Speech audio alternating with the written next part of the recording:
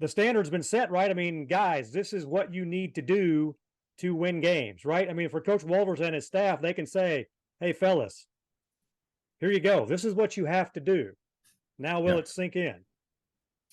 that's going to be the big thing. Is it going to sink in? I've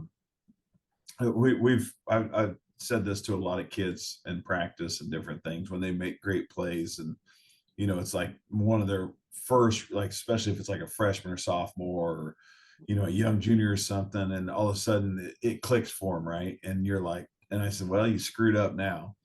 I said, now we know what you can do, and we expect that every time.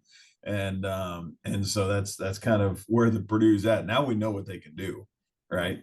And so we expect it out of all those guys each time. So that's where we're at. So, how about Coach Wolvers? We mentioned this last week, and him going up against Coach Bielema, and now Coach Wolvers gets the sounding, the true beating of his former boss. There's got to be, he may not say it, but that's got to be extremely satisfying.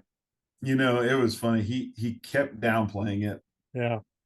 all week. Even in the post game when we did I could hear because Tim does the interview, so even I could hear the post game, and Tim was asking him. He kept downplaying it.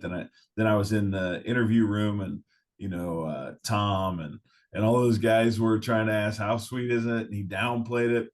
Man, I guarantee he went home and had a big old smile on his face and enjoyed it. I mean, that is big. So yeah, anytime you can beat your old boss, and do it with emphasis too, I think he's got to feel pretty good about that. But he didn't want to make it about himself.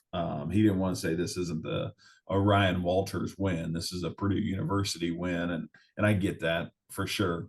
And that's what you want. That's the message you have to send to your team.